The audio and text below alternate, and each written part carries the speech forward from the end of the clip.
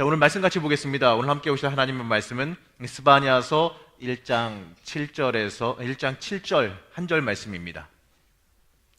자, 저와 같이 함께 합독하시겠습니다. 이 주 여호와 앞에서 잠잠할지어다. 이는 여호와의 날이 가까웠으므로 여호와께서 희생을 준비하고 그가 청할 자들을 구별하셨음이니라. 아멘. 그 시는 제가 좀 크게 했습니다. 굳이 돋보기 안 써도 잘 보이게 하기 위해서 크게 했는데요. 자, 한번 축복부터 해볼까요? 자, 할렐루야. 자, 옆 사람과 함께 나눠볼까요? 잘 오셨습니다. 수요 아카데미 오신 여러분들 축복하고 환영합니다. 참 잘 오셨습니다. 요즘 이제 우리가 함께 나누고 있는 이 말씀이요, 이 소선지서입니다. 이 소선지서 시리즈를 가지고 이제 진행을 하게 되는데, 저희 모니터 좀 더 넣어주세요. 안 들리네요, 제 소리가. 자, 이 소선지서 시리즈인데, 이 소선지서는 말이죠, 12책 또는 12선지자의 책으로도 불리우는 것입니다. 이 소선지서라고 해서 흔히들 착각하는 게 이 대선지서인 이사야서, 우리가 이제 읽고 있는 예레미야서, 이것보다 이 비중이 떨어져서 소선지서다, 이렇게 오해하시는 분들이 종종 생각보다 있더라고요. 이것보다 덜 중요하다, 더 중요하다, 이런 내용이 아니라요, 그냥 짧아요. 짧다란 얘기입니다. 짧다란 내용, 짧다란 뜻으로 인해서 이 소선지서다라고 이제 표현을 하게 되는 건데요. 이 소선지서들이 가지는 이 대부분의 강조점은 말이죠, 심판의 날에 대해서 선포하는 내용을 주로 가지고 있습니다. 이 대선지서에서 등장하는 선민의 범죄함, 그 이스라엘 백성, 하나님의 택한 백성들의 범죄함, 그리고 또 그로 인한 고난, 그리고 끝까지 참고 견디고 하나님 편에 있는 자들, 회개하고 돌이키는 자들에게 주어지는 하나님의 회복과 축복, 그리고 하나님의 정의의 실현들, 이런 것들이요, 대선지서에만 있는 것이 아니라 이 소선지서에도요, 물론 짧으니까 압축적으로 들어있긴 하지만 압축적으로 명확하게 모든 구조를 다 갖추고 등장하고 있다는 것이죠. 그렇기 때문에 이 소선지서는 말이죠, 우리의 영적인 생활에서 좀 더 깊게 묵상해 봐야 되는 아주 중요한 성경들이란 겁니다. 그렇기 때문에 우리가 이것을 봐야 되는데, 근데 대부분 우리는 이 소선지서에 대해서 주목하시는 분들이 별로 없습니다. 심지어 이 신방 가서 소선지서에 있는 말씀을 갖다가 이제 본문으로 잡았을 경우에 얘기하면요, 좀 헤매시는 분들이 있더라고요. 어디 있는지 몰라서. 듣기는 들었는데 이게 위치가 어디더라? 또 하나는요, 우리가 이제 성경책이 워낙 종이가 얇잖아요. 얇다 보니까 이제 잘 안 보는 데는 안 떨어집니다. 많이들 겪어보셨죠? 스가랴 이렇게 찾았는데 어디야 이렇게 찾다가 어디 딱 보고 이제 핵인 보고 찾았는데 넘기는데 안 넘어가. 안 봐가지고 안 떨어져서. 그런 경우가 종종 있다는 얘기인데, 그렇게 우리가 가볍게 그냥 별거 아닌 것처럼 넘어가야 될 성경들이 아니라 우리 일상생활에서 말이죠, 영적으로 아주 깊은 의미를 지니고 있기 때문에 우리가 깊게 묵상해 봐야 되는 중요한 성경들이라는 거죠. 그렇기 때문에 보게 되면 위치도 애매해서 애매한 위치에 있어서 잘 안 보는 수도 있는데, 이게 우리는 깊게 묵상해 봐야 되는 중요한 성경이라는 거죠. 그렇기 때문에 목사님들과 상의하면서 이 성경 시리즈를 갖다가 일부러 선택해서 좀 길긴 하지만 함께 나눠보자는 의미로 함께 나누고 있습니다. 자, 이 시간 우리가 흔히 살펴보지 않는 이 소선지서를 보면서 우리에게 말씀하시는 하나님의 세밀하고 깊은 음성을 함께 듣기를 소망해 봅니다. 오늘 저와 함께 나누실 말씀은요, 이 스바냐서입니다. 자, 이 스바냐는요, 이 주전 621년경에 이 요시아의 왕의 활동 시기에 대충 이때쯤 기록됐다라고들 많이 얘기해요. 이 대대적인 이 종교 개혁을 진행하는 이 요시아 왕의 이 개혁을 지지하기 위해서 기록된 말씀이다라고도 많이 얘기합니다. 그러면서 이 스바냐서는요, 하나님 앞에 서는 날, 제가 이 주의 날이라는 제목을 잡았는데 하나님 앞에 서는 날에 대해서 주로 다루고 있습니다. 사실 이 성도에게 있어서요, 가장 중요한 날이 언제입니까? 여러분들에게 있어서 가장 중요한 날이 언제입니까? 생일날이신가요? 아니면은 이제 손자들 대학 입시, 자녀들 직장 취직 시험, 아니면 공무원 시험, 이런 게 제일 중요합니까? 바로 세상 사람들은 그럴지 모르겠지만 우리에게는요, 가장 중요한 게 주님 만나는 날 아니겠습니까? 이 대부분의 세상 사람들은요, 희한하게도 이 특정한 날을 기다리며 사는 것을 보게 돼요. 아까도 얘기했지만 수험생은 합격의 날을 기다리게 될 것이고, 또 직장 그 예비생들은 취업의 날을 기다릴 것이고, 또 환자는 퇴원할 날을 기다릴 겁니다. 이렇듯이요, 대부분의 사람들이 이 자기마다 이 목적한 날을 갖다가 기다리며 살아간다는 거죠. 하지만 방금 전에도 얘기했지만 하나님의 사람, 하나님으로 인해서 살아가야 하는 사람인 이 그리스도인은 말이죠, 하나님 앞에 서는 날을 기다릴 줄 알아야 합니다. 이 그리스도인의 삶의 목적이 무엇인가를, 무언가를 좀 얻거나 아니면 무엇인가 내가 세상적인 것을 이루기 위해서 살아가는 게 아니라 이 하나님의 뜻을 이루어 드리고 나를 향한 하나님의 목적에 맞게 살아가는 게 우리 인생의 삶의 목적이자 가치 아니겠습니까? 그렇기 때문에 바로 이 하나님의 날, 바로 여호와의 날은 말이죠, 심판자가 되시는 하나님 앞에 서는 날이기도 하는데 바로 그 날에 우리의 모든 것이, 우리의 모든 가치가 결정되는 날이라는 겁니다. 만약에 우리가 올바른 신앙인이란 말이죠, 우리가 올바로 하나님의 뜻대로 살아오고 하나님을 향한 마음이 올바른 사람이라면 이 심판의 날이요, 이 징계나 멸망의 날로 겁낼 것이 아니라 영광의 날이자 축복의 날이 될 것을 기대하는 마음이 우리에게 있어야 한다는 겁니다. 보게 되면 어떤 분들이 이러시는 분들이 계시는데, 하나님 빨리 만났으면 좋겠어, 이렇게 얘기하시는 분이 있더라고요. 그거 보면서 이제 대부분의 세상 사람들은 하나님 너 지금 와 하면은 가기를 원하십니까? 라고 물어보면요, 약간은 좀 머뭇거립니다. 목사가 물어보니까 당연히 정답은 정해져 있으니까 네라고 대답을 하시는데 그 사이에 간격이 조금 살짝 몇 초가 있다란 말이죠. 미련이 남아서. 이런 분도 계시겠지만 대부분의 사람들은요, 겁먹어서 이런 경우들이 있어요. 그 앞에 가면 혹시나 내가 부족하지 않을까, 모자르지 않을까, 징계나 채찍만 맞지 않을까, 이런 걱정을 하시는 분들이 있다는 거죠. 그러나 우리는요, 하나님의 사람으로 살아가고 있기 때문에 그런 걱정은 놔두시고 주님 만나는 날을 항상 소망하며 살아가는 믿음과 신앙이 있어야 할 것입니다. 자, 그러면 아무나 이제 찝어서 여쭤볼까요? 네, 웃으셨으니까 우리 존경하거든요. 주님이 바로 오라고 그러면 바로 갈 준비 되셨습니까? 머뭇거리셨어. 지금 2초가 머뭇거리셨어. 당황하셔서 그러신 것 같은데, 우리는요, 이렇게 항상 하나님이 부르시면 네, 준비되어 있습니다, 고백할 수 있는 신앙이 있어야 한다는 거죠. 그게 바로 주님의 날을 기다리며 사는 사람의 모습이라는 겁니다. 자, 그럼 이 스바냐서를 이제 우리가 살펴보기 전에요, 이 스바냐는 바로 이러한 여호와의 날, 하나님이 모든 걸 주관하시는 날에 대해서 말하는데, 이 스바냐서를 먼저 살펴보기 전에 우리에게 가장 먼저 봐야 될 게 뭐냐면, 그래도 우리가 이 지식을 좀 배워야 되니까 스바냐서의 중요한 역사적인 배경, 그리고 스바냐서가 말하려고 하는 주요한 관점에 대해서 배울 필요가 있습니다. 자, 보게 되면요, 이 왕에 대한, 왕정에 대한 부분을 이제 보게 되는데, 이 글씨 보이시죠? 보게 되면 이제 제일 첫 번째 위에 있는 게 뭡니까? 므낫세 왕이에요. 자, 악행의 악행을 일삼았던 이 므낫세 왕, 그리고 그의 아들 아몬, 딱 2년간 재위했습니다. 그리고 나서 그의 아몬의 아들이 되는 게 요시야 왕입니다.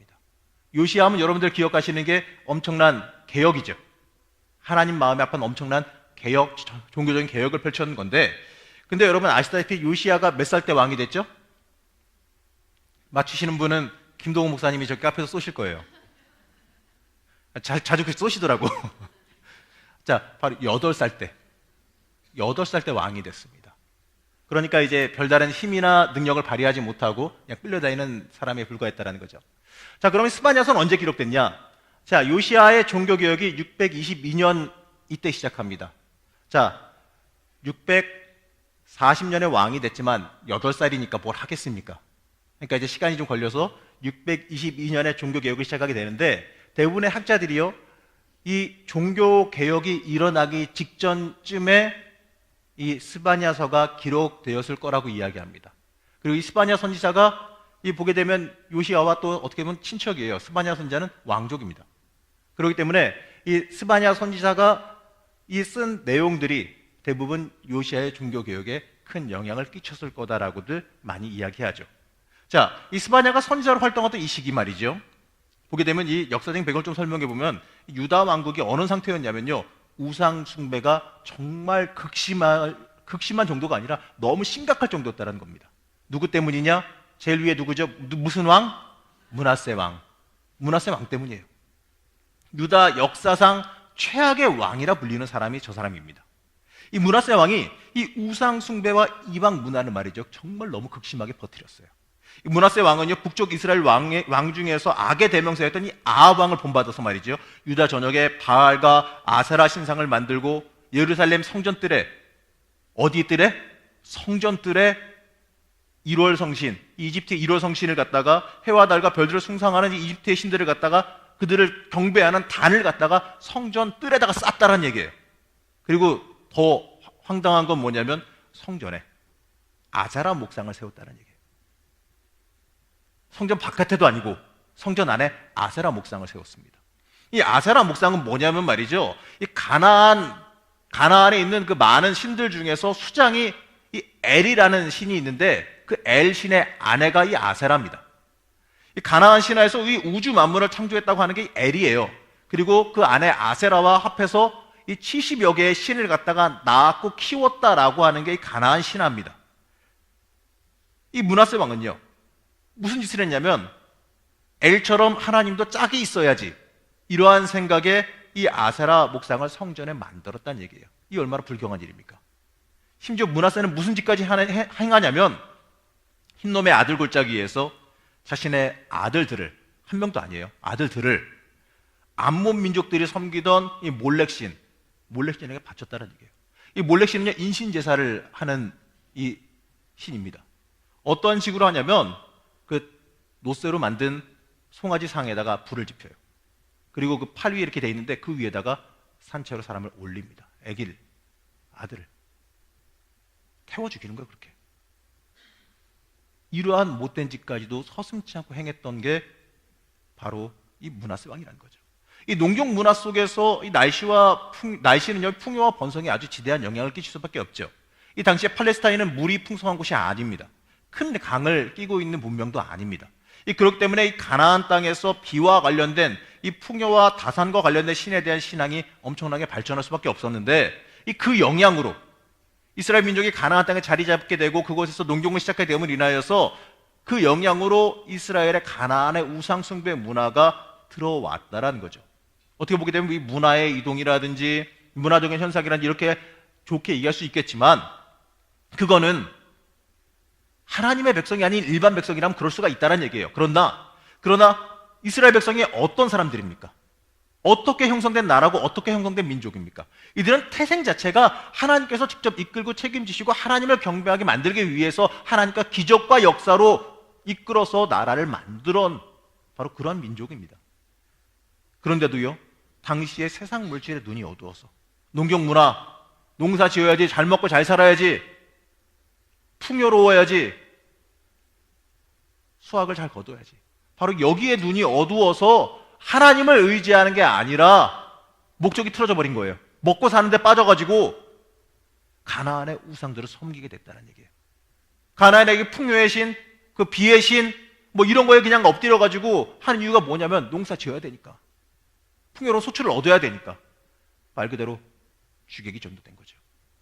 하나님을 섬기라, 하나님을 위한 나라가 되라, 모든 민족들이 그들을 보면서 하나님 섬기게 만드는 표상이 되라, 그러기 위해서 만들어 보냈는데,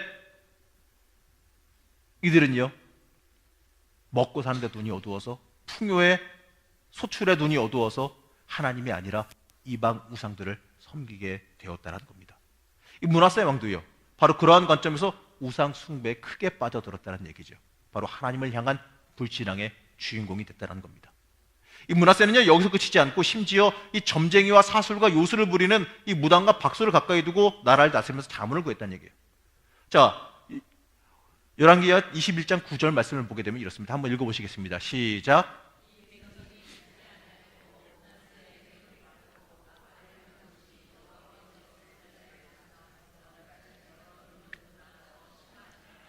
자, 봅시다. 여호와께서 이스라엘 자손 앞에서 멸하신 여러 민족, 가나안에서 정복한 민족들이죠.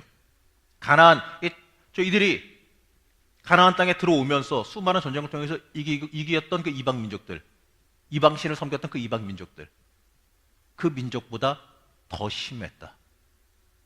굉장히 심각한 이야기입니다.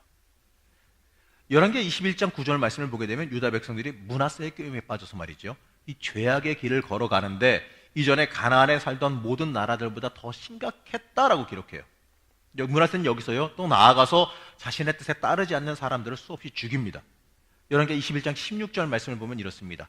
므낫세가 유다에게 범죄하게 하여 여호와께 보시기에 악을 행한 것 외에도 또 무죄한 자의 피를 심히 많이 흘려서 예루살렘 이 끝에서 저 끝까지 가득하게 하였다. 비유적인 표현이긴 하지만 엄청나게 많은 사람의 피를 흘렸다는 거죠. 이 므낫세 때문에 흘린 피가 예루살렘 끝에서 끝까지 굉장히 많았다는 얘기입니다. 므낫세는요, 하나님께서 하지 말라라고 명령한 모든 악행은요 다 저질렀어요. 당시 유다는요, 하나님 보시기에요 악하다, 악해, 도저히 눈뜨고 못 보겠다라는 그 자체였다는 겁니다. 물론요, 하나님께서 이 므낫세 왕을 역사적인 이야기를 해보게 되면 이 아수르의 포로로 잡혀 끌려가게 하셨습니다. 그리고 그곳에서 회개하게 하시고 그를 긍휼히 여기셔서 예루살렘으로 돌아오게 해서 왕위를 다시 찾게 하신 역사가 있기는 있습니다. 역대하 33장 12절에서 13절 말씀을 보면은요 이렇게 말하죠. 그가 환난을 당하여 그의 하나님 여호와께 간구하고 그의 조상들의 하나님 앞에 크게 겸손하여 기도하였으므로 하나님이 그의 기도를 받으시며 그의 간구를 들으시사 그가 예루살렘에 돌아와서 다시 왕위에 앉게 하심에 므낫세가 그제서야 여호와께서 하나님이신 줄을 알았더라라고 말하지요. 그 뒤에 므낫세는 예루살렘과 유다를 정화하는 작업을 하기는 합니다. 이방의 그 신들과 우상을 제거하고 여호와의 제단을 보수하고 모든 유다의 이스라엘 하나님 여호와를 섬기라고 명령하기는 해요. 하지만 이 뒤에 이렇게 수습을 한다 그래도 말이죠, 이미 유다 전체에 므낫세로 인하여서 만연된 그 우상 숭배가요 쉽게 뽑힐까요? 어렵습니다. 이 므낫세가 이제 죽고 납니다. 므낫세가 죽게 되니까 그의 아들 아몬이 20세에 왕위에 올라서게 됩니다. 그러나 그가 단 2년만을 다스리게 되는데 그 이유가 뭐냐면 성경은 말하길요, 그가 참 대단한데 이러기도 어려울 것 같은데 그 아버지 므낫세 못지않게 극심하게 우상을 숭배하고 악을 행했다라고 성경은 기록합니다. 야, 어쩌면 이럴 수가 있을까요? 이런 악행의 결과로 어떤 일이 발생하게 되냐면 그 신하들이 보다 못해서 반역해서 아몬을 죽입니다. 그리고 나서 그래서 2년밖에 못 있었던 거예요. 아몬을 죽이고 그래도 이제 다윗의 핏줄을 갖다가 어떻게 할 수는 없기 때문에 그의 아들 요시야를요 8살에 왕으로 세우게 된 거죠. 이처럼요 이 영적으로는 최악의 상태로 타락해 있는 상태가 이 말씀의 배경입니다. 그때 당시에 도저히 이게 하나님의 백성인지 악의 백성인지 구분이 안 갈 상태였다는 거죠. 그런데 말이죠, 아이러니하게도 이 국가적 경제적인 상황은요 굉장히 안정돼 있었습니다.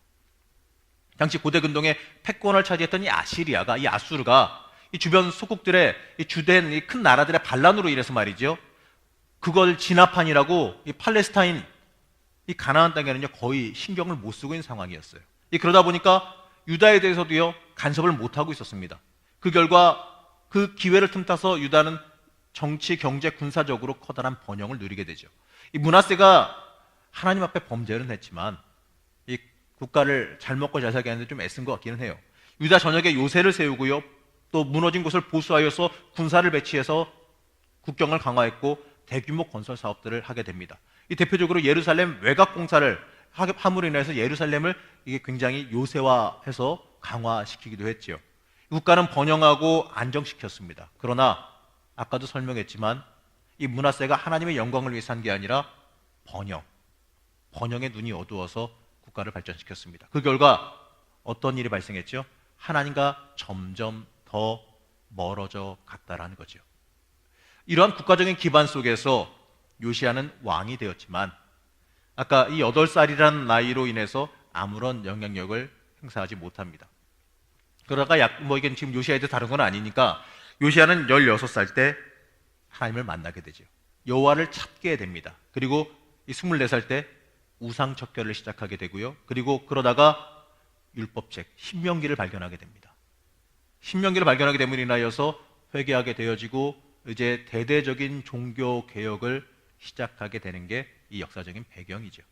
자, 이런 배경 속에서 이 스바냐는요 요시야의 종교 개혁을 가속화하기 위해서 또 요시야의 개혁을 이끌어내기 위해서 이 스바냐서를 기록했다는 겁니다. 이게 바로 이 스바냐서의 기본적인 배경인데, 그러면 스바냐서의 주요한 관점이 뭐냐? 앞에도 이제 핵심 주제가 떠 있죠. 무슨 날? 주의 날. 스바냐서의 가장 중요한 주제가 뭐냐면 이 신학적인 주제는 주의 날이에요. 제가 오늘 제목으로 삼은 말이기도 하는데 이 주의 날은요 모든 예언서의 핵심 주제 중에 하나입니다. 이 날은요 하나님의 분노와 징계가 쏟아지는 날이기 때문에 그래요. 대부분의 예언서는요 이 하나님의 진노의 대상이 어디냐면 대적들입니다. 이스라엘 백성을 압제하고 괴롭히고 이런 곳에 쏟아지죠. 이스라엘 백성이 하나님 앞에 돌아오게 되고 회개하게 되어지면 이스라엘 백성을 괴롭히고 압제했던 그 모든 곳에 주의 날에 그 진노가 쏟아지게 됨으로 인하여서 해방되어지고 메인 것이 풀어지게 되어지고 회복되어진다. 이게 대부분의 이야기인데 그렇기 때문에 이 주의 날은 회복과 기쁨이 있는 날이다라고 말하는데 이 스바냐서는 달라요. 이 스바냐서는 하나님의 분노가 대적에게 쏟아지는 게 아니라 앞에 제가 써놨죠. 어디에? 하나님의 백성에게 쏟아집니다. 바로 유다 백성의 어마어마한 죄악을 인하여서 하나님의 진노가 쏟아지는데 유다 백성의 죄악이 너무나도 깊기 때문에 유다 백성에게 하나님의 진노가 쏟아질 것이다 라고 말씀하죠. 그렇기 때문에 스바냐는요 하나님이 이 죄악된 백성을 샅샅이 찾아내서 심판하실 것이다 라고 말합니다. 이 스바냐서 1장 2절에 보게 되면 말이죠, 제가 세 번역으로 일부러 가져왔는데 한번 좀 쉽게 해석하면서 한번 봅시다. 자, 함께 읽겠습니다. 시작. 땅 위에 있는 모든 것을 내가 말끔히 쓸어 없애겠다. 나 주의 말이다. 인간의 죄악으로 인해서요 말끔히 완전히 그냥 깨끗하게 쓸어버리시겠다라고 하나님이 경고하십니다. 그리고 이렇게 말씀하시는데 스바냐서 1장 12절 말씀입니다. 자, 함께 읽겠습니다. 시작.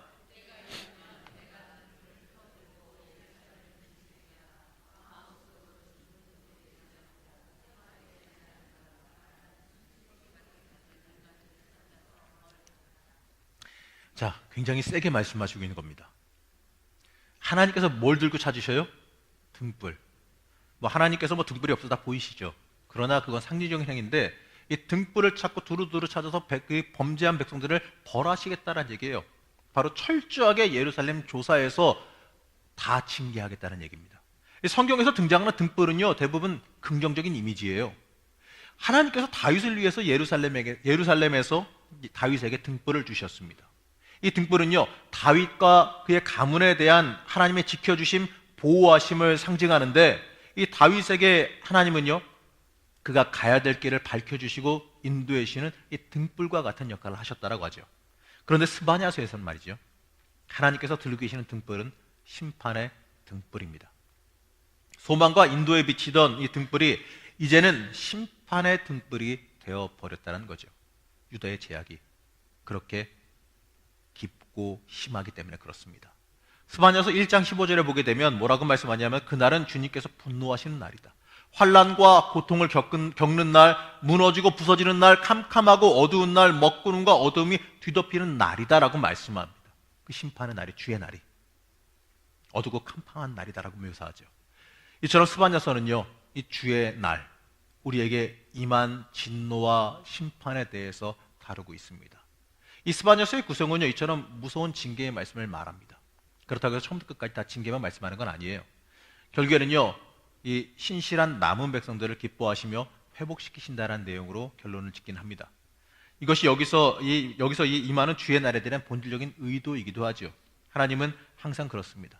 우리를 무조건 멸망시키거나 징계하시거나 벌하시는 게 목적이 아니라 살리고 회복시키기를 원하신다는 거죠. 그러나 여러분, 내가 변화하지 않으면 그 분노가, 그 징계가 그대로 쏟아짐을 잊지 마시기 바랍니다. 이 주의 날은요 하나님을 떠나 우상을 숭배하고 이 불의를 행하는 모든 사람에게 심판을 내리시는 날이기도 하지만 동시에 하나님의 구원의 은총이 베풀어진 날이기도 하죠. 스바냐서 3장 17절 보게 되면 스바냐에서 여러분들이 가장 많이 본 말씀이기도 할 거고 굉장히 중요한 말씀이기도 하는데 이 스바냐 3장 17절을 이 세 번역으로 읽어보면 이렇습니다. 함께 읽겠습니다. 시작.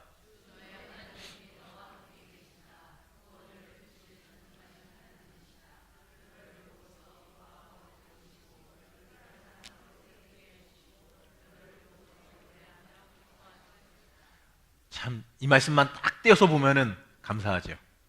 그러나 이 말씀의 앞에 있는 것도 봐야죠. 그렇기 때문에 우리는요, 우리에게 하나님의 명령 따르기를 하나님은 권면하신다는 얘기예요. 스바냐서 2장 3절 말씀인데요. 함께 읽겠습니다. 주님의 명령을 따르면서 살아가는 이 땅의 모든 겸손한 사람들아, 너희는 주님을 찾아라. 올바로 살도록 힘쓰고 겸손하게 살도록 애써라. 주님께서 진노하시는 날에 행여 화를 피할 수 있을지도 모른다라고 말합니다. 회복 이전에요, 이 조건이 중요해요. 그렇지 않습니까? 회복과 축복의 말씀이요, 그거 보고 취해서, 그거 보고 좋아서 그냥 행복해하면 안 된다는 얘기예요. 그걸 받기 위한 조건을 먼저 살펴봐야 한다는 겁니다. 그게 바로 2장 3절인데 주님의 명령을 따르며 살아가라는 것이지요. 주님의 명령 따라 살아가야 되는데 내 욕망과 세상의 명령 따라 살아가면요, 하나님의 진노가 임한다는 것을 잊지 마시기 바랍니다. 하나님 앞에 겸손해야 돼요. 사람 앞에 겸손할 게 아니라 하나님 앞에 겸손하고 낮아져야 한다는 겁니다. 그리고요, 누굴 찾아요? 물질을 찾아요? 세상 권세를 찾아요? 아니에요. 주님을 찾아라. 여러분 기도하시면서 누구 찾으십니까? 자신할 수 있으십니까? 기도하시면서 혹시 물질 찾는 거 아니에요? 기도하시면서 내 소원 해결을 찾는 거 아니십니까? 기도하면서 우리는 주님 만나기를 소망할 수 있어야 합니다. 주님 찾아야 돼요. 그게 바로 여기서 말하는 올바르게 살도록 힘쓰는 겁니다. 그게 바로 하나님 앞에 겸손하게 살도록 애쓰는 겁니다. 하나님께서는요, 백성들에게 하나님을 전적으로 의지하는 신앙을 요구하십니다. 그날에 하나님께서 이스라엘의 왕으로 오실 것이고 용맹한 전사처럼 이스라엘의 남은 자들을 지키시고 보호하실 것이에요. 그렇기 때문에 이 주의 날은 말이죠, 심판의 날이기도 하지만 여호와 하나님을 찾는 자들에게 구원의 날, 승리의 날이 될 것임을 잊지 마시기 바랍니다. 이게 바로 스바냐서가 말하는 전체적인 신학적인 내용이라는 거죠. 자, 그럼 스바냐서의 구절 한번 볼까요? 화면 바꿔주시고요. 자, 우리 이렇게 나눌 수가 있는데, 자, 1장 1절은 뭐 그냥 도입구고, 자, 보게 되면 심판의 이 주의 날에 대한 것을 갖다가 이제 다루고 있고, 세상과 유다 우상 숭배에 대한 심판, 유다의 불의에 대한 심판, 주님의 심판의 날에 대한 묘사, 그리고 열방, 예루살렘, 열방의 심판 다 말해요. 다시 한번 또 열방에 대해서 또 말하거든요. 그 다음에 이제 마지막에는요, 회복의 주의 날이 임할 것을 이제 우리에게 말씀하시는 게 이 전반적인 구조입니다. 자, 보게 되면 이 세상과 유다의 우상 숭배자들에 대한 심판을 보게 되면 말이죠, 이 스바냐서 1장 2절에서 3절에서는 말이죠, 이 스바냐의 메시지는 하나님께서 세상을 심판하신다, 이 말로 시작하셔요. 시작부터가 너 심판할 거야, 이걸로 시작하십니다. 여기서 이 심판의 대상을 모든 생물에 대한 심판을 이야기하시는데, 이 심판에 대한 하나님의 의지는요, 너무 강력해서 진멸시키겠다, 진멸시키겠다라는 표현을 쓰십니다. 이 표현은 이 원어적으로는 이 아솝 아셉, 이 아솝 아셉이라는 히브리어를 쓰게 되는데, 이게 바로 언제 쓰인 단어냐면 노아의 홍수 때, 노아의 홍수 때 쓰인 단어예요. 이게 이 노아의 홍수를 연상시킬 정도로 하나님께서 분노하시고 그냥 다 멸해버리시겠다라고 하나님 화가 나셨다는 얘기죠. 그러면 왜 모든 세상 사람들이 이 하나님의 심판 아래 놓였느냐, 그 원인이 뭐냐? 스바냐서 1장 3절 말씀을 보면 이렇습니다. 화면 바꿔주시면, 자, 함께 읽겠습니다. 시작. 사람도 짐승도 쓸어 없애고 공중의 새도 바다의 고기도 쓸어 없애겠다. 남을 넘어뜨리는 자들과 악한 자들을 거꾸러뜨리며 땅에서 사람의 씨를 말리겠다. 나 주의 말이다. 무섭습니다. 이게 세번역으로 바꿔서 조금 덜 무서운데 우리가 보는 성경으로 보면 더 무서워요. 스바냐 1장 3절에서는요, 보게 되면 희한한 게 창조의 순서를 좀 거꾸로 놓은 것처럼 보이지 않습니까? 자, 창세기 1장에서 5일에서 6일째 창조 순서가 어떻게 되는지 아시는 분? 제일 먼저가 뭐냐면 바다의 물고기, 하늘의 새, 짐승, 그리고 나서 사람 순서죠. 근데 여기서는 역순으로 기록되어 있어요. 자, 그 이유가 뭐냐면요, 세상 심판의 원인이 누구에게 있다? 사람에게 있다는 얘기예요. 바로 사람의 죄 때문에 이 심판이 발생했다는 얘기예요. 결국 문제는 누구 때문이다? 사람 때문이다. 그러면서 이 사람의 무엇이 하나님의 심판을 불러왔냐면 3절에서 남을 넘어뜨리는 자들과 악한 자들 때문이다라고 말하죠. 자, 사람의 이 악한 심성 때문에 그렇습니다. 한번 옆 사람 모시고 얘기할까요? 우리가 악합니다. 껄끄러우십니까? 근데 참 저도 껄끄럽지만 부정할 수 없는 사실이에요. 우리는 악합니다. 잊지 마시기 바랍니다. 이 하나님께서 만드신 선한 피조물을 하나님을 위해서 사용하는 게 아니라 우상으로 섬겼기 때문에 그렇습니다. 하나님께서 인간들이 피조물을 우상화하기 때문에 이 땅의 모든 피조물들에게 심판을 내리시겠다는 거예요. 피조물은 아무 잘못 없어요. 그걸 그렇게 사용한 사람이 잘못이지. 바로 이들의 죄악은요, 유다와 예루살렘이 행한 우상 숭배 때문이라는 거예요. 하나님의 사람들이, 하나님을 위해서 살아가야 하는 사람들이 하나님이 아니라 우상을 숭배하기 때문에 그렇다는 얘기죠. 이 스바냐는요, 이방 신에게 분향하도록 임명된 그마림이라는 이방 제사장들이 있었습니다. 그들과 하나님 앞에서 바르게 하나님을 섬겨야 되나, 그러지 못하고 율법을 가르쳐야 되나, 제대로 율법대로 행하지 않았던 그 제사장 그룹과 또 심지어 1월 성신을 섬기는 이 우상 숭배자들을 향한 징계를 함께 말합니다. 바로 이러한 이들의 악행이 하나님의 진노를 불러왔다라는 거죠. 자, 여러분, 요즘을 살아간 우리는요, 이러한 자유를 신성시하지는 않지요. 물론 이제 뭐 시골에 가면 아직도 선앙당에 물 떠놓고 절하신 분이 있을지는 모르겠습니다만, 요즘에는 그런 일이 별로 없지 않습니까? 요즘에는 이제 그런 것보다는 하나님께서 하나님의 영광을 위해 사용하라 주신 물질과 권력을 우상시하는 경우가 많지요. 자, 우리에게 주신 건요, 누굴 위해 주신 겁니까? 우리에게 주신 이 모든 거는요, 다 하나님의 영광을 위해서 주셨다는 걸 절대로 잊지 마시기 바랍니다. 물질도 자녀도 심지어 명예도 모든 것도 다 누구를 위해서? 하나님의 영광을 위해서. 근데 그게 내 건 줄 항상 착각하게 되면요, 그게 우상이 돼버리고 맙니다. 자, 우리가 우상시하는 게 뭐냐면 물질, 권력, 그리고 요즘에는 또 뭐냐? 성공. 그렇지 않습니까? 성공하는 거. 이게 우상이 돼버렸어요. 이 성공을 우상시하게 되는데 하나님은 바로 이러한 이 악한 모습에 심판을 내리시겠다라고 말씀하시죠. 그리고 유다와 예루살렘 사람들이 하나님을 산 둘째 이유가 뭐냐면 종교 혼합주의 사상과 배교 그리고 신앙의 화석화 때문입니다. 유대인 중에서 많은 사람들이요, 하나님을 섬기고 하나님의 이름으로 맹세하면서 동시에 하나님께서 가장 싫어하시는 이 말감이나 몰렉의 이름으로 같이 또 맹세했다는 얘기예요. 수많은 유대인들이 므낫세와 함께 이 몰렉을 섬겼다는 얘기죠. 자, 이게 무슨 얘기냐? 예수 믿어요. 교회 다닙니다. 출석도 잘하고요. 기도도 잘하고요. 할 거 다 합니다. 그런데 하나님도 이게 다다익선이라고 흔히 말하나요? 하나님도 믿고 섬기지만 세상 물질도 믿고 섬기는 악행을 우리가 범하고 있다는 얘기죠. 자, 제가 얼마 전에 우리가 이제 교회에서 하단교회에서 이제 그곳에서 이제 교회를 수리하고 왔는데, 사실은 거기가 제가 개척한 교회입니다. 2004년도에 제가 개척해서 거기서 총각 목회를 하던 교회인데, 거기서 이제 총각 때 나오시던 그 할머니 한 분이 계셨어요. 근데 이분이 주일은 안 나오시는데 새벽 예배만 나오셔가지고 저를 괴롭게 하셨던 분인데, 왜냐하면 제가 학교를 다니고 있는 중이었기 때문에 학교를 갔다가 공부 좀 하다가 이제 수업 끝나면 내려오면 좋겠는데, 이분이 새벽에 매일 오시기 때문에 음성까지 매일 내려갔습니다. 매일 내려가면 이제 또 학교를 가야 되는 이 응급한 상황에 이분이 기도를 오래 하시네요. 그러면 난 이제 막히면 큰일 나는데, 어쨌든 간에 그랬던 분인데, 이분이 정말 열심히 기도를 하시는데, 제가 알고 있기로 마을 사람들에게 물어보기로는 이미 지금 돌아가시긴 했는데, 이번에 간 김에 여쭤봤더니 다 돌아가셨더라고요. 근데 열심히 기도하시긴 하는데 마을 사람들이 물어보면 교회를 계속 다니던 분은 아니래요. 절에 다니던 분이래요. 근데 어쨌든 간에 교회 나오시는 것도 이쁘고 열심히 기도하시고 오시면 또 교회 청소 다 해놓고 가시고 이러니까 저는 너무나도 귀하고 감사하고 그래서 봤는데, 기도하시는데 내용이 좀 이상해. 기도는 일반적으로 우리가 기도할 때는 다 똑같아요. 괜찮아요. 다 똑같아요. 자녀들을 위한 축복의 기도하고 다 똑같아요. 우리가 하는 거 똑같은데 끝날 때 좀 달라. 자, 우리가 기도할 때 어떻게 끝내죠? 아멘. 그리고 끝내잖아요.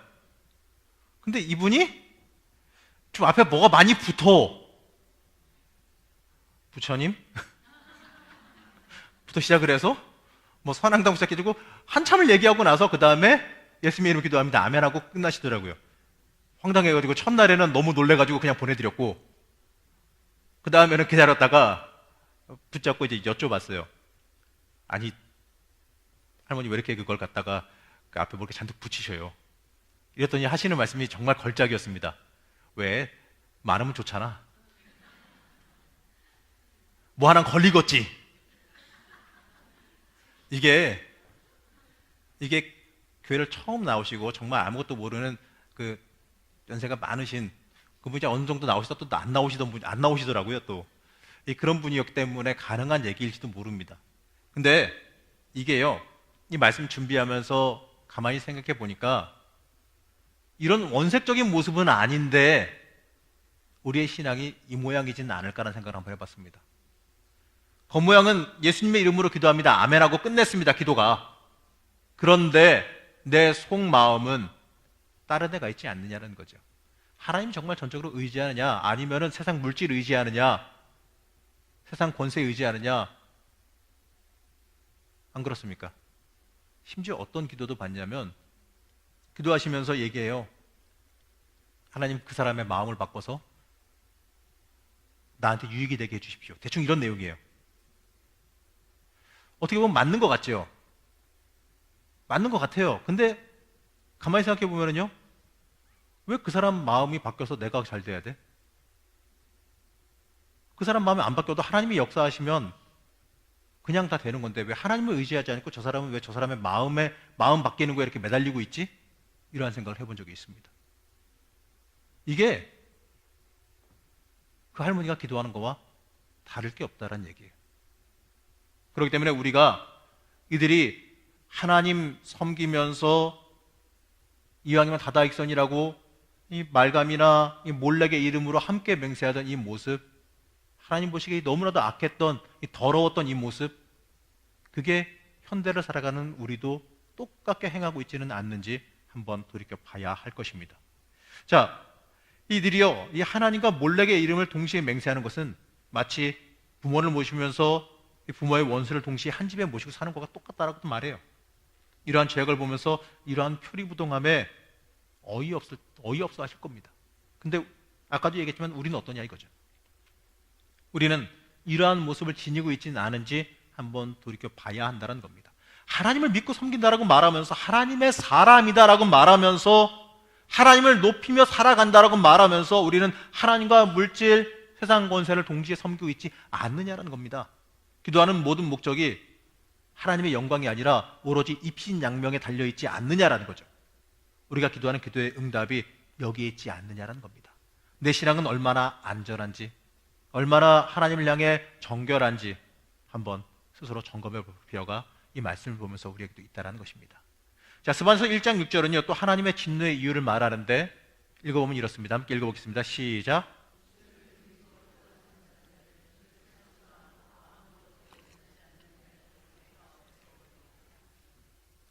자, 없애버리겠다라고까지 말해요. 주를 찾지도 않고 아무것도 여쭙지 않는 자들. 자, 전 이 말씀 준비하면서 이 말씀에서 이 부분에서 갑자기 숨이 턱 막혔습니다. 주를 찾지도 않고 아무것도 여쭙지 않는다. 갑자기 가슴이 탁 막히더라고요. 신앙이 차갑게 식어서 돌처럼 굳어버려서 하나님을 찾고 기도하지 않는 자들도 하나님의 진노의 대상이라는 거예요. 우상 숭배 안 하고 하나님 앞에 아무것도 안 하고 가만히 있는 것도 죄란 얘기예요.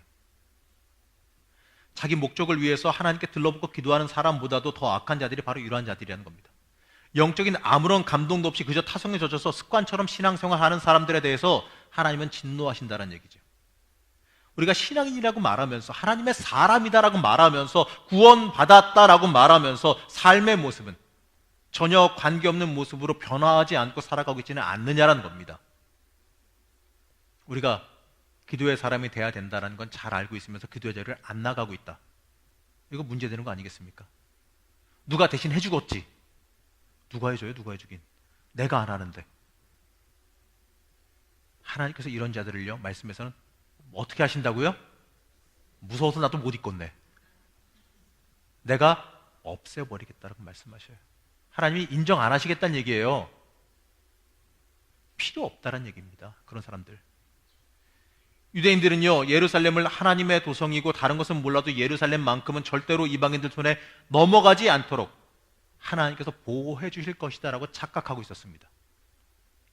자기들이 하나님의 뜻대로 살지도 않으면서 하나님이 선민이라 선택하신 이유와 목적도 다 저버리고 있으면서 그저 여기는 거룩한 곳이니 내가 여기 있으면 안전할 거야. 하나님이 여기는 안 건드리실걸? 우리가 암만 못돼도 하나님이 이 자리는 지켜주실걸? 이러한 착각을 하고 있었다는 얘기죠. 하지만 4절 말씀에서는요, 뭐라고 말씀하시냐면 내가 손을 들어서 치겠다라고 말합니다. 자, 이 말은 언제 나온 단어냐면 출애굽 때 그들의 조상을 구원하기 위해서 취하셨던 제스처입니다. 내가 손을 들어 애굽을 치겠다. 그때 썼던 말이에요. 이제는 그 말이요, 이스라엘 백성들, 하나님 보시기에 악한 그들을 멸망시키기 위해서 하나님께서 손을 들어 펴시겠다는 얘기예요. 얼마나 무서운 얘기입니까? 아무런 변화도 없는 사람들, 이 하나님의 도성이니 내가 무슨 짓을 하더라도 하나님께서 나를 지키실 것이라고 아니란 생각에 빠져있는 자들을 갖다가 손을 들어 치시겠다라고 말씀하시는 거예요. 그저 교회 안에 있으니 나는 안전할 것이다. 주일 예배 드리고 교회 나가고 있으니 내 의무 다하고 있으니 나는 무조건 축복의 자리에서 평안을 누릴 것이다 라고 생각한다면 참 죄송합니다만 착각입니다. 하나님을 찾지도 않고 하나님과 관계없이 타성에 젖어서 생활하는 신앙생활은 말이죠, 하나님 보시기에 얼마나 답답하게 여기시겠습니까? 우리는 이러한 심판의 자리, 심판받아 마땅한 모습으로 살아가고 있지는 않은지 내 스스로 한번 돌이켜보고 점검해 봐야 할 것입니다. 하나님이 나 보고요 없애버리겠다 하시면 어떡합니까? 우리가 겁먹을 필요가 좀 있습니다. 그리고 또 이제 1장 7절에 13절에 보게 되면 유다의 불의에 대한 심판의 날을 말씀하시는데 스바냐는 마침내 주의 심판의 날이 가까웠다고 선언하죠. 이스라엘 민족에게 주의 날은 원래 아까도 설명했지만 하나님께서 그들의 원수를 심판하시는 날이고 이스라엘에겐 구원의 날이었는데 스바냐는요 예루살렘 사람들에게 잠잠하라라고 말합니다. 그러면서 주의 날의 의미와 심각성에 대해서 한번 생각해 보라라고 백성들에게 요청하죠. 그리고 나서 사람들이 이제 선지자가 무슨 말을 할까 그 대답을 기다리고 있는데 그 사람들에게 여호와의 날이 가까웠다고 하고 하나님께서 희생 제사를 준비하신다라고 말씀하셔요. 그리고 나서 1장 8절에서 이렇게 말씀하십니다. 나 주가 재물을 잡는 날이 온다. 내가 대신들과 왕자들과 이방인의 옷을 입은 자들을 벌하겠다라고 말씀합니다. 자, 이 바알과 다른 우상을 섬기던 이 제사장들의 이 직무유기로 말이죠.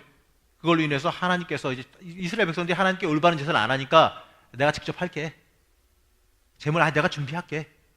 이러면서 하시는데, 자, 여태까지 인간이 드리는 제사는요 속죄제를 위해서 짐승을 잡았지 않습니까? 근데 이제는 하나님께서 이 제사의 희생 제물을 누구를 삼느냐? 유다와 예루살렘을 삼으시겠다는 얘기예요. 이 제사는요 예배가 아니라 죄에 대한 심판이에요. 하나님이 심판하시겠다는 겁니다. 이제 너희들이 안 하니까 내가 할게 이러면서. 이러한 선지자의 대답에 백성들은요 정말 충격받았을 겁니다. 주의 날에 선포되어질 때는 하나님께서 우리를 구원하실 것이다, 대적을 멸하실 것이다, 이게 나와야 되는데 이게 일반적인 이야기인데 그게 아니라 너희들을 멸하시겠다, 이 이야기에 굉장히 충격을 받았다는 얘기죠. 8절은 바로 이렇게 말하는 이유를 말씀하셔요.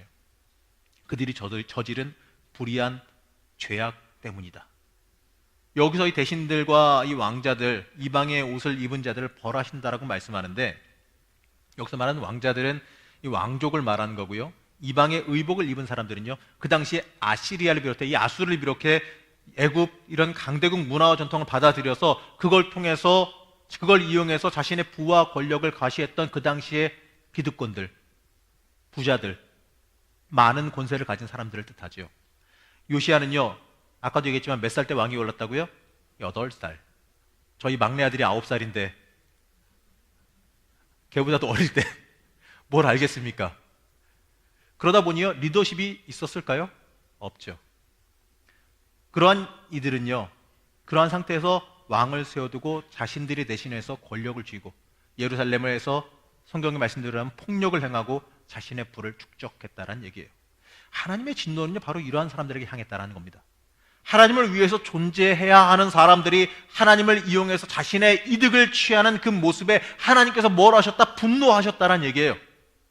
하나님이 아니라 사람 높여놓고 사람의 유익을 추구한다면 그것은 당시에 8살짜리 왕 세워놓고 그냥 허수아비로 세워놓고 자신들의 유익을 위해서 모든 건 마음대로 행하던 이 귀족과 대신들과 다를 바 없는 악한 모습이라는 거죠.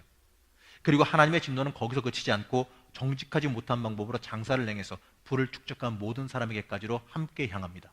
흔히 생각하기를요, 하나님은 노하기를 더디하시기 때문에 내가 죄를 행하더라도 바로바로 혼내시는 게 아니라 적당히는 참으실 것이기 때문에 두려워할 필요가 없고 약간의 여유가 있다. 이런 식의 착각적인 발언을 하는 사람들도 있어요. 하지만 스바냐서 1장 12절에서 13절 말씀은요, 주의 심판의 날에 하나님께서 아까 뭘 드신다 그랬죠? 등불. 꼼꼼하게 챙겨보시겠다는 얘기예요. 등불 들어서 꼼꼼하게 챙겨보시면서 이러한 자들 다 찾아내서 예루살렘 두루 돌아다니면서 다 끄집어내서 심판하시겠다고 말씀하셔요.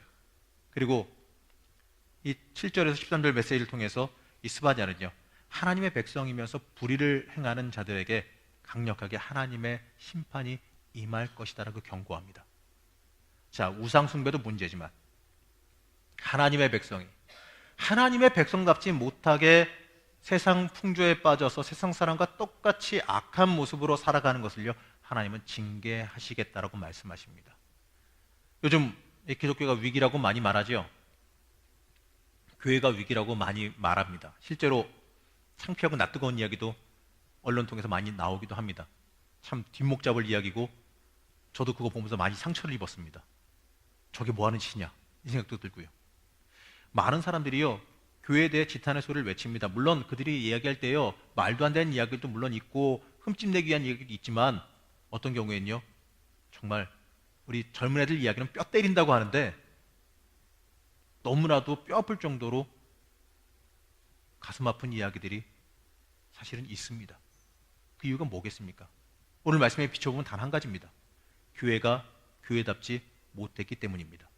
세상의 악한 모습을 교회가 그대로 지니고 있기 때문에 이런 일이 발생한 겁니다. 개인의 복과 교회의 성장만을 꿈꾸고 하나님을 신령과 진정으로 섬기는 것을 잊어버렸기 때문에 그래요. 하나님께서 원하시는 것이 무엇인지, 내가 하나님께서 원하시는지 그것보다도 내가 받기를 원하는 것에 집중하기 때문에 이런 일이 발생한 겁니다. 많은 교회와 성도들이 개인의 복과 교회의 성장만을 꿈꾸면서 하나님을 신령과 진정으로 섬기지 못했기 때문에 그래요. 교회가 감당해야 되는 일이나 하나님이 원하시는 일이나 이런 걸 바라보는 게 아니라 그저 양적인 성장, 자기 배부름 이것만 바라봤기 때문에 그렇습니다.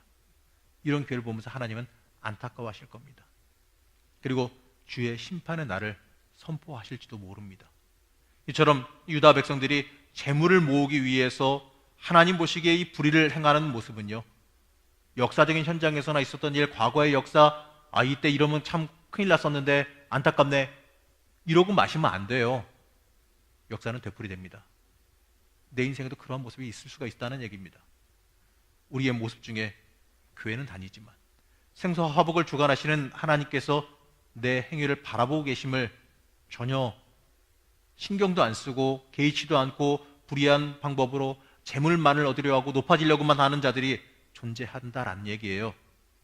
이들이 바로 오늘 주어지는 이 스바냐의 경고를 새겨 들어야 된다는 것입니다. 수단과 방법을 가리지 않고 내 뜻 다 이뤄놓고, 참 세상 사람 보기에도 악한 수단과 방법을 다 가려놓고 다 가리지 않고 다 그냥 다 행해놓고 내 뜻 다 이뤄놓고 거기다가 하나님의 은혜로 이루었다라고 갖다 붙이는 이 죄악을 여러분들은 제발 범하지 마시기 바랍니다. 우스갯소리로 얘기하는데 정말 이건 우스갯소리인 것 같아요. 어느 교회에서 어느 권사님께 대표기도를 시켰는데, 대표기도 하시는 성경 봉독을 시켰구나. 성경 봉독을 시켰는데 몇 장 몇 절을 이야기하셔야 되는데 이분이 부동산에 관심이 많으셔가지고 창세기 몇 동 몇 호를 얘기하셨다니, 얼마나 정신이 거기에 팔려 있으면 그러겠습니까? 그게 하나님 보시기에 옳은 일이 아니거든요. 우리가 관심 가져야 되는 것은요, 나를 향해 이루길 원하시는 하나님의 뜻에 집중할 줄 알아야 한다는 겁니다. 이 물질 만능주의 시대를 살아가는 사람들은요, 돈으로 모든 문제 해결할 수 있다고 착각합니다. 하지만 여호와의 이 분노의 날에는요, 어떤 누구도 은과 금으로 자신의 생명을 심판의 불에서 건져낼 수가 없다는 걸 잊지 마시기 바랍니다. 결국 하나님의 진노와 심판 앞에서 성경 말씀대로 피를 흙먼지처럼 쏟아내고 내장을 인분처럼 쏟아내며 처참하게 인생을 마감할 것이다. 성경이 이렇게 말씀하시거든요. 돈과 명예를 추구하는 삶이 얼마나 무가치하고 본질이 아닌지 너무나도 잘 알려주고 있습니다. 이제 진노의 날에서 이 전 세계에 임할 주의 심판의 날로 방향이 바뀐다는 얘기예요. 스바냐는 이 주의 심판에서 자신을 건져낼 방법을 제시하는데 뭐냐? 이거 우리가 다 알고 있는 얘기예요. 바로 그리스도의 이름과 그의 말씀에 순종하는 것밖에 없다라고 선포합니다. 여러분 답은 다 아세요. 교회 좀 다녔다라고 하면요, 답이요, 다 알고 계십니다. 모르시는 분 아마 없을 거예요. 모르는 척 하실 뿐이지. 스바냐는요, 심판의 날이 되기 전에 여호와를 찾고 구하라고 명령하는데요, 스바냐서 2장 3절 말씀입니다. 다시 한번 보겠습니다. 함께 읽으시죠. 큰 목소리로 하겠습니다. 시작.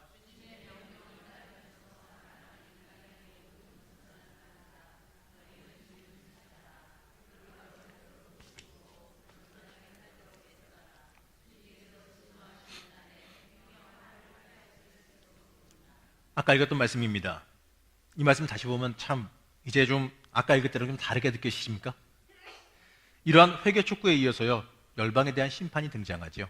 블레셋, 모압, 암몬, 구스, 아술에 대한 심판이 이제 열방의 심판이 이어지게 됩니다.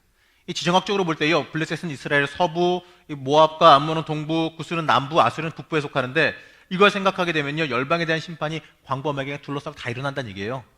자, 이 심판을 바라보면서 이스라엘에게 얘기하시는 건 뭐냐면, 내가 갚아줄 게가 아니라, 내가 저들 갚아줄 테니까 너는 살았어, 이게 아니라, 저들이 죄악으로 인해서 멸망하는 건 너 잘 보란 얘기입니다. 저들이 죄악으로 인해서 멸망해 가는 거 잘 보고 너는 빨리 깨달으란 얘기예요. 회개와 연결시키기 위해서죠. 다른 민족에 대한 심판을 보게 하면서 우리도 하나님 손 안에서 벗어날 수 없다는 걸 알려줍니다. 보면서 아이고 저거 봐라 저거 봐라, 아이고 내 저럴 줄 알았다, 이러는 게 아니라 보고서 깨닫고 하나님 앞에, 하나님 내가 죄인입니다. 저가 멸망한 것 같이 나도 멸망당할 텐데 하나님 나를 건져주십시오, 이러고 엎드려 회개하라는 것으로서 보여주시는 겁니다. 범죄하였지만 이스라엘이 회개하고 여호와를 찾으면 그들은 열방을 차지하는 축복도 함께 누린다라고 약속하고 계셔요. 그러나 회개하지 않으면, 하나님 앞에 돌이키지 않으면 그들도 그들 주변을 둘러싸면서 멸망했던 그 열방들처럼 심판을 받게 되리라 말씀하십니다. 자, 이제 3장에서 보게 되면 이 3장에서 예루살렘에 대한 심판에 대한 부분은요, 이 스바냐 전체의 구조의 중심과도 같아요. 하나님의 성전이 있는 이 예루살렘의 죄악상, 그리고 그에 대한 심판의 경고에 집중하지요. 열방에 대한 심판을 다룬 이 스바냐는 이제 유다의 죄악에 초점을 맞춥니다. 스바냐는 유다가 열방만큼이나 타락했고 그들도 하나님의 심판에 벗어날 수 없다고 말하죠. 자, 저들 멸망하는 거 봤는데 니들은 아닐 줄 알아, 니들은 더해, 이 이야기예요. 자, 3장 5절 말씀 한번 볼까요? 같이 읽겠습니다. 시작.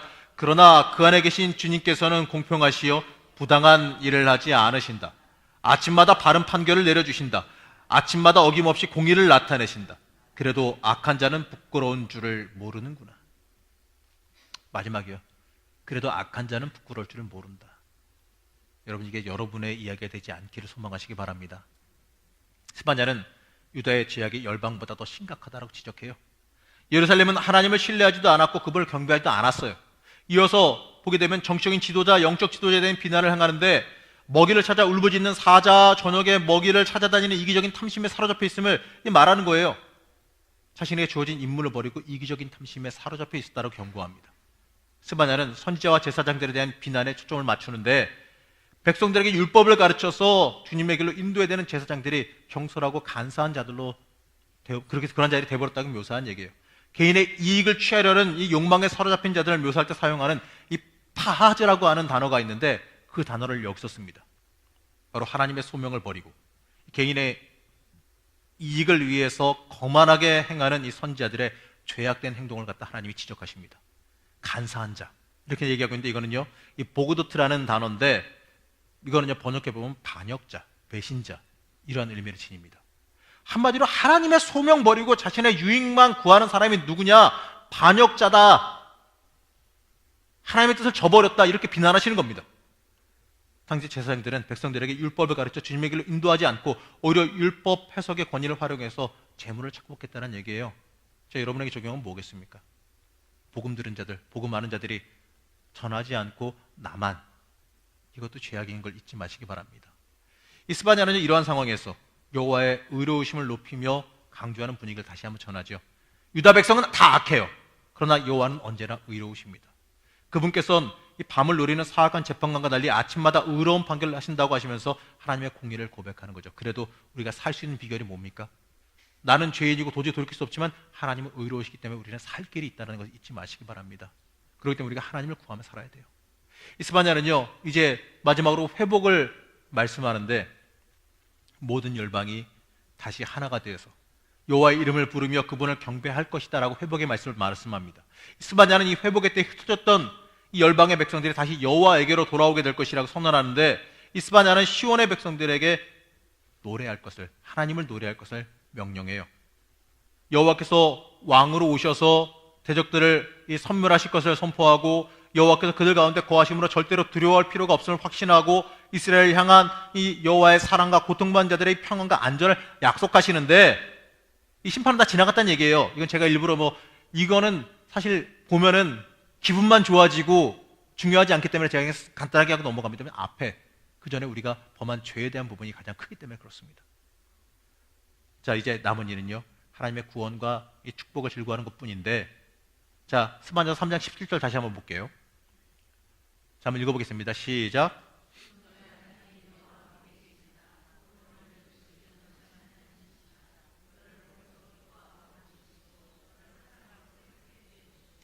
너를 사랑으로 새롭게 해주시고 너를 보고서 노래하며 기뻐하실 것이다, 이렇게 말씀하는데, 자,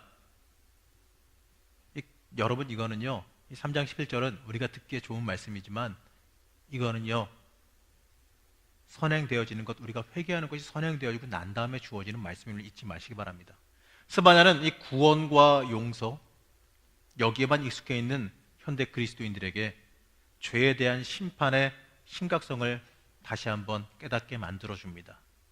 현대 교회는요, 하나님의 무한하신 사랑과 이 한없는 구원의 은혜에 대해서는요, 굉장히 많은 관심을 보이지만, 모르겠어요, 다들 싫어해서 그런지 죄의 심각성과 그에 상응하는 이 심판의 필연성에 대해서는요, 큰 관심을 안 가지는 것 같아요. 여러분, 잊지 마시기 바랍니다. 우린 죄인이에요. 우리 죄 때문에 우린 심판받을 수밖에 없어요. 이거 잊으시면 안 됩니다. 그렇기 때문에 우리는 하나님의 이 죄악에 대한 심판, 죄악에 대해 심판하신다는 것을요, 항상 잊지 말고 기억해야 되고, 그것 때문에 두려워할 줄 알아야 합니다. 무조건 축복하시는 하나님만 생각하면 안 돼요. 스바냐에서 하나님은요, 심판 가운데서도 신실한 백성들을 남겨두고 그들이 구원의 회복에 참여할 것임을 물론 약속은 합니다. 여기서 남은 자들이 누굽니까? 자신의 죄를 올바로 쳐다보고 언제나 겸손한 마음으로 하나님만 신뢰하며 하나님만 의지하는 자들이 남은 자들입니다. 하나님께서는요, 자신만만해하던 청년 모세를 이스라엘의 지도자로 그 청년 때 많은 거 할 수 있을 때, 능력이 있을 때, 세상 권세 다 가지고 있을 때 그때 안 부르셨지 않습니까? 자신의 연약함 때문에 이제 절망하는 그 노년기의 모세를 이스라엘의 지도자로 불러 쓰셨던 것을 잊지 말고 기억하시기 바랍니다. 내가 강하면요, 안 써요. 안 돼요. 이 에레미야는요, 자신을 어린아이라고 고백하면서 하나님의 사역 감당하기에 부족하다고 고백했지요. 그러나 하나님께서는 예레미야를 열방을 위한 메신저로서 부르시고 파송하셨습니다. 자신의 부족함을 너무나도 잘 알기 때문에 오직 여호와만을 전적으로 신뢰하는 사람이야말로 신실하게 남은 자들이라는 거죠. 스바냐는 오늘날 우리에게, 이 오늘을 살아가는 우리에게 내 자신의 모습을 다시 한번 돌이켜보고 점검하게 만들어주고요, 그리고 애통하는 심령으로, 나의 죄악으로 인해서 애통하는 심령으로 다시 여호와 하나님을 붙잡고 찾는 이 신실한 남은 자가 돼야 됨을 우리에게 말씀해 줍니다. 여러분, 이 스바냐 예언서요, 짧게 비록 살펴봤지만, 간단하게 살펴보니까 좀 두서없게 살펴보기도 했지만, 이 예언서를 보시면서요, 우리의 신앙을 제발 다시 한번 돌이켜보시고 점검해 보시기 바랍니다. 내 목적이 어디가 있는지, 내 삶의 방향이 어디가 있는지, 내가 무엇을 위하여 기도하고 있고 내가 무엇을 위하여 살아가고 있는지, 내가 교회 나오고 예수 믿고 살아가는 그 모든 목적이 무엇인지, 내 인생의 본질이 무엇인지 다시 한번 돌이켜보시기 바랍니다. 하나님의 사람으로 나는 얼마나 신실하게 살아가고 있는지를 다시 한번 살펴보시기 바랍니다. 그리고 부탁하건대 세상 물결에 휩쓸리지 마시고 세상 물질과 세상 명예를 위해 살아가지 마시고 하나님을 온전히 붙잡고 하나님의 영광을 위하여 살아가는 주의 자녀들 되시기를 시간 간절히 축원합니다. 잠시 기도하겠습니다.